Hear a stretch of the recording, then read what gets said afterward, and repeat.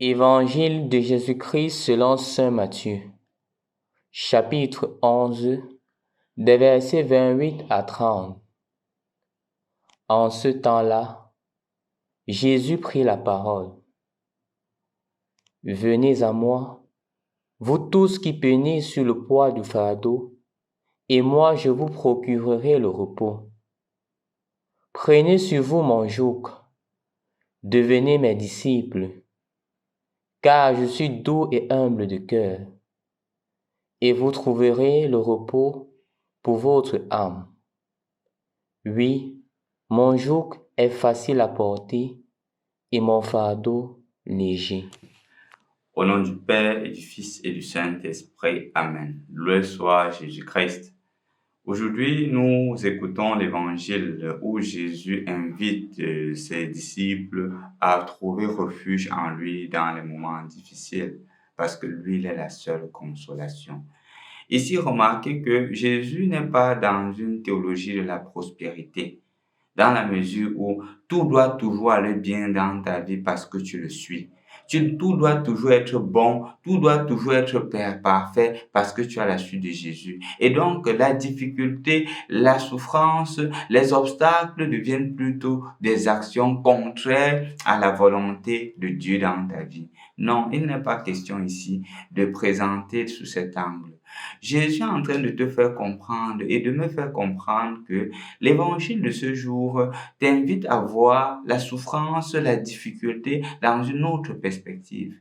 J'ai souvent l'habitude de dire que Jésus est venu, il a pris notre condition humaine, il est mort sur la croix pour nous faire comprendre qu'il n'est pas venu abolir la croix. Il n'est pas venu abolir la souffrance, mais il est venu donner un autre sens à la souffrance, tout en nous faisant comprendre que la souffrance n'a pas le dernier mot. C'est Dieu qui a le dernier mot.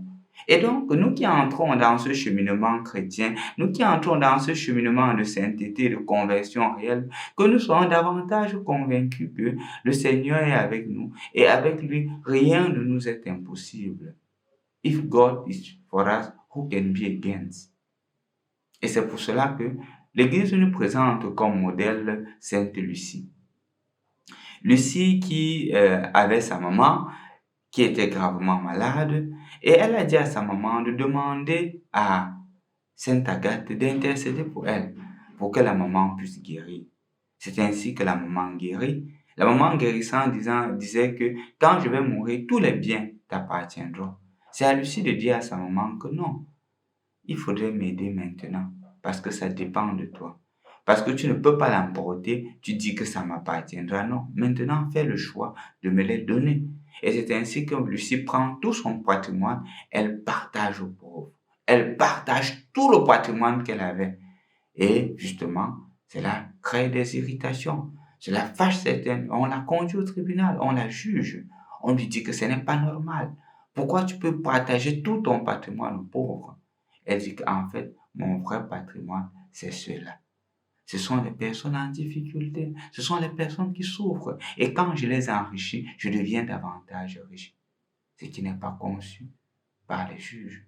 Ce qui n'est pas conçu par les autorités. Comment est-ce qu'elle peut dire cela? C'est ainsi qu'elle est martyrisée. Elle est tuée. Parce qu'elle a posé des gestes d'amour et de charité. Et quand on la menaçait, elle avait le courage d'affirmer haut et fort sa foi, son appartenance à Jésus. Et elle disait justement que c'est Jésus qui motive sa vie. Elle suit la loi de Jésus qui demande d'aider et d'aimer le pauvre. Vous voyez, chers frères et sœurs dans le Christ, suivre Jésus ne veut pas dire que tout sera bien dans notre vie. C'est un premier fardeau, parce que même le geste de charité que tu porteras, même le geste de charité que tu exerceras, les gens te critiqueront. Et même à cause de ce geste de charité, on pourrait t'ôter la vie. Quand Jésus dit, venez à moi, vous tous qui peinez sur le poids du fardeau, il dit cela. Il dit que même ta charité sera mise en question. Est-ce que ce sera une raison pour laquelle tu dois te décourager? Non.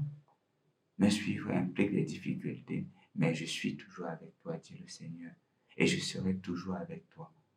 Sainte Lucie est pour toi et pour moi aujourd'hui un modèle de persévérance dans l'amour et la charité, un modèle de persévérance, de conviction forte, même dans les moments difficiles. Jésus ne te dit pas aujourd'hui que Me suivre veut dire qu'il n'y aura pas de difficulté. Mais te dire que me suivre veut dire que tu sortiras à la fin vainqueur. Nous avançons vers le temps de Noël. Pose des gestes de charité. Pose des gestes d'amour à l'égard des personnes qui sont dans la nécessité, à l'égard des nécessiteux, comme l'a fait Sainte Lucie. C'est vrai, parfois tu te dis, je vais prendre l'argent ou parfois tu te dis, comment est-ce que je vais faire avec le peu que j'ai? Parfois tu te dis, est-ce que c'est même nécessaire? Je préfère faire quelque chose de meilleur avec.